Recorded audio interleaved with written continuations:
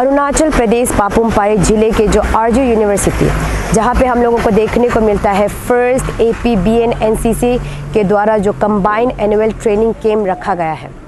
और ये CAT 10 दिन के लिए चलेंगे। और साथ ही साथ मैं बता दूं कि ये जो ट्रेनिंग है 16 से लेकर 25 तक, दैट मीन्स 26 तारीख तक चलने वाले हैं।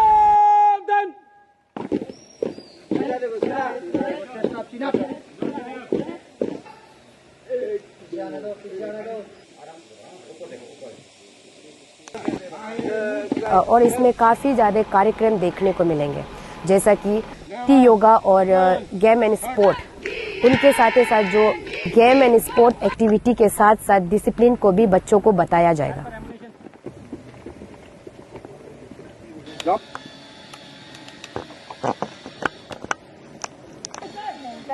सेंटर में क्या है? वो आतंकवादी आए, उनकी इबादत में नफरत थी, हाथों में बंदूक थी और दिलों में जहर। उन्होंने ना चेहरा देखा, ना उम्र, सिर्फ नाम पूछा, धर्म पूछा। जवाब मिला हिंदू तो गोली मारो। किसी को कलमा सुनाने को कहा,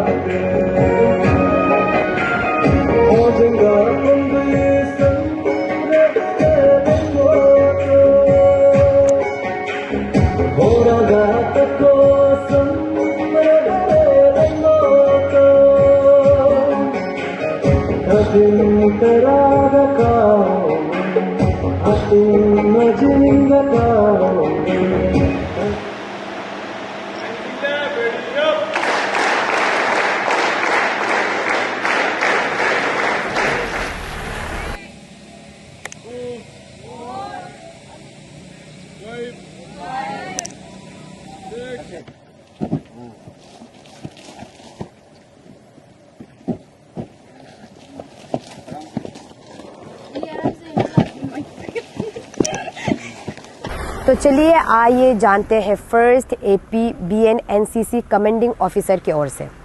तो देखते रहिए हमारे साथ DMK न्यूज़। तो सर, जो ये कैंप हो रहा है यहाँ पे आरजू केस में, तो ये कितना दिन के लिए है और यहाँ पे कौन कौन सा एक्टिविटी किया जा रहा है? ओके, जो ये कैंप है CATC 69 है और ये हम 16 तारीख से 25 तारीख तक हमने इसको रखा है।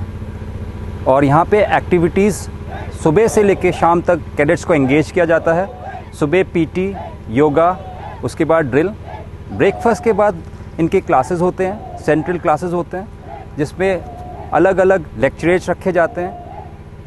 लेक्चरेट्स के अलावा एमिनेंट पर्सनैलिटीज़ आके इनको विभिन्न टॉपिक्स पे इनको अपने ज्ञान देते हैं उसके ऊपर। और उसके बाद शाम को उनके लिए गेम्स पीरियड रखा जाता है। इसके अलावा as per the training program इनका बैटल क्राफ्ट प्रोसीजर्स, फायरिंग का मस्किटरी, उसके बाद विच कल्मिनेट्स इन एक्चुअल फायरिंग, ये भी उनके लिए रखा जाता है। इसके अलावा ओवरऑल पर्सनैलिटी डेवलपमेंट के लिए हम एनकरेज करते हैं कि बच्चे अपना वर्बल स्किल्स इम्प्रूव करें, ताकि एक जो कि लीडर की निशानी है। और यही सब है जिससे ये पूरे दिन एंगेज रहते हैं। और फिर दूसरा सवाल था सर, जो NCC में जितने भी बच्चे आते हैं उनको लेकर, मतलब उनका अंदर में कुछ क्या बेनिफिट देखने को मिलता है NCC को लेकर ना, तो उनके बारे में था। ओके, NCC में जब बच्चे आते हैं, एक आप देखते हैं कि क्लास 8th में ज्वाइन कर सकते हैं और इतनी कम उम्र में उनको इतना वेरियस एक्सपोजर्स दिया जाता है। ये जब यहाँ पे CATC कैंप अटेंड करते हैं तो इसके अलावा उनको A, B और C सर्टिफिकेट्स जिन लोग सी सर्टिफिकेट्स क्लियर कर जाते हैं वो डायरेक्टली एसएसबी इंटरव्यू के लिए जा सकते हैं और इंडियन आर्मी में कमीशन ऑफिसर्स बन सकते हैं। इसके अलावा आप देखते होंगे कि इनका एक्सपोजर थल सेना कैंप हो गया, रिपब्लिक डे परेड कैंप, और रिपब्लिक डे में परेड में ये शामिल होते हैं। और इनको इतनी एक्टिविटीज़ है इनका कि आप देखें कि माउंटेनियरिंग एस्पेक्ट्स में भी इनको ट्रेन किया जाता है। कई बच्चे हमारे माउंटेनियर्स माउंट एवरेस्ट भी इन्होंने इस शिखर को उन्होंने क्लाइम किया है।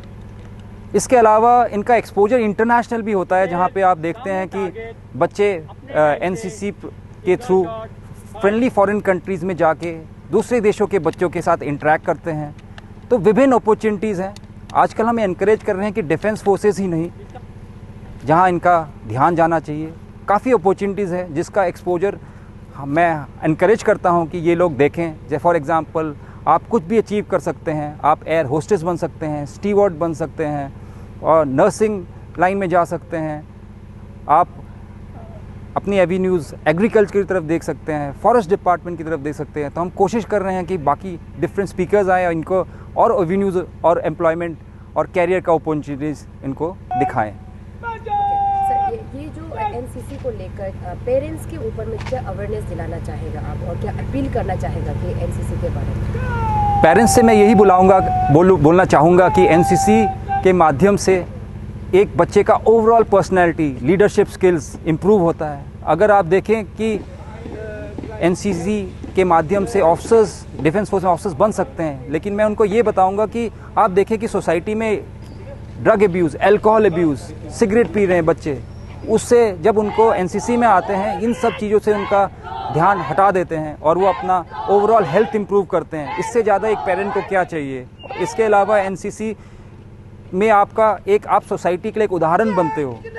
सब चाहते हैं, सबके आसपास के जब एनसीसी के बच्चे आपके